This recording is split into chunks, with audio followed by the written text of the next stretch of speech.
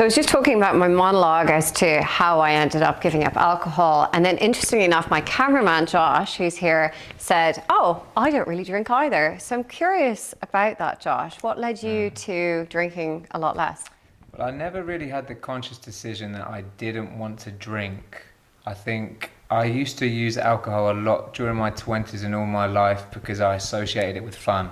Yeah. I had quite a lot of anxiety, which I didn't realise during this period, and for me it was always a release. It was a way not to think. It was a way, for sure, of becoming looser on a dance floor. I always felt quite stiff. And then around 2 years ago, I remember getting really drunk and I couldn't drive home. And I had to sleep in the car park of the club where I was, in my van, but it was still sleeping in a car park. And when I woke up in the morning feeling horrendous, embarrassed about some of the things I'd done and slowly making my way home, I remember arriving back to my house and my roommates were there and I was just like, I'm done. Like, I don't want this feeling anymore. It's not worth it anymore. I know I can have fun without. From that moment, I really started to limit the amount I drank. There were still a few slip-ups, but nothing compared to sleeping in the car park anymore. And now I'm at a point where I see everything as a time and a place, and I have a very addictive personality.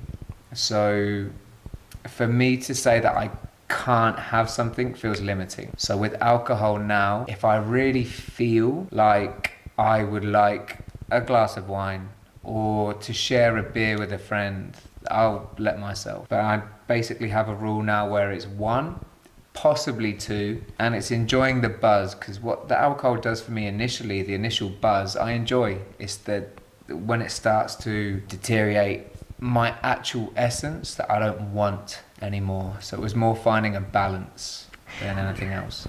It's really interesting that you've got to that place in your life, because that tells me, my assumption is that you have a lot of conscious awareness and that you've done all the work on yourself to be able to get to that point. Because, okay, there's a bit of a movement at the moment. It's kind of trendy to give up alcohol, social media and all that. I'm a vegan also.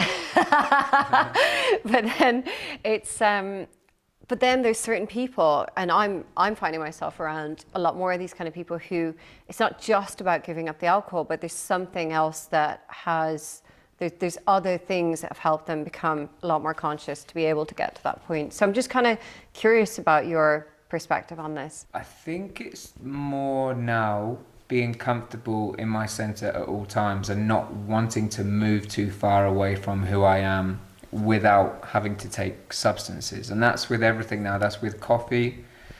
I really enjoy smoking marijuana also, but I'm very aware that I could fall into a habit where I use every day and it clouds me. It gives me beautiful things, but it clouds me also. So this moment is just becoming aware of the different vices I have.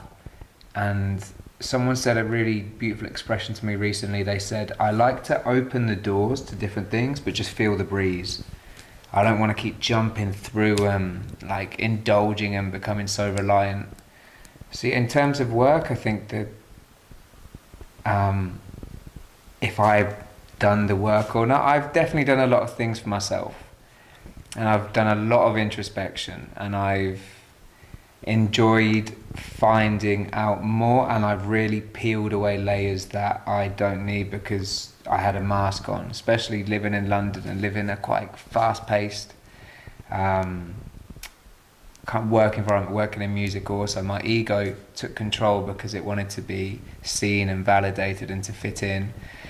And then alcohol was a massive part because it was part of, it was like a badge of honor. It's just how you communicated. It was everything. So luckily for me, living in Ibiza and being around people who don't indulge as much, it really gave me the gateway. And people have a lot of fun. That was the main thing. I was going out with friends who weren't drinking. They were having more fun than me. They were dancing more than me. They wanted to stay out longer than me. So when I stopped correlating alcohol to you need this to have fun, then it completely switched. Then I started to see the opposite. I think that sounds like a huge benefit. You have friends and had friends who are having fun and not drinking alcohol. And what I've noticed when I've started speaking about this topic is that a lot of people don't have those kind of friends. Yeah, so there's an element of luck involved with that one. I think you will always find people, or be the person who suggests it. and see where you can end up with it. Because when you lead by example, and this is how it happened for me. I was around people who weren't drinking much. They weren't telling me to stop drinking. I was just seeing them and going, fuck. Like, I would like to be not as reliant as they are. So even if you don't have those friends necessarily, be the example and see if it starts to filter through. And then maybe you need new friends. Not for, I'm sure they're beautiful people, but for partying or different things, maybe you need to surround yourself in a different circle. And that's such a beautiful thing, because we're not limited by, well, these are my friends and this is how it is. You can open new doors every day to new people. So it's also quite a blessing, I think. That's it's really nice that you've shared your journey, because obviously I like to share my journey about how I came to not be drinking alcohol, but I think the more people that are actually sharing how they've managed to do it, the more that we can inspire other people. And just, you know, not that it should be that everyone should give up alcohol, but actually just influencing and just showing people that, you know, there could be a different way of living, particularly if people feel very reliant and very dependent on alcohol. And I quite like what you said about, you can now take it or leave it. You can have 2 drinks if you want, but then, you know, that's it. So it's not a black and white thing. Yeah, I think with anything, being rigid, for me personally, is something I don't like. I don't need so much order in my life. I'm quite a chaotic person at times. So when I really try and rein myself in, I get annoyed with myself. So when I kind of, it's the same as a controlling parent. The more controlling you're going to be, the wilder your kid's going to be. So I have a wild kid inside, so I'm trying not to be too controlling. Like, Bally, go on, you can fall over and graze your knee if you want, but then you're going to learn more from that than me going, you can't do this.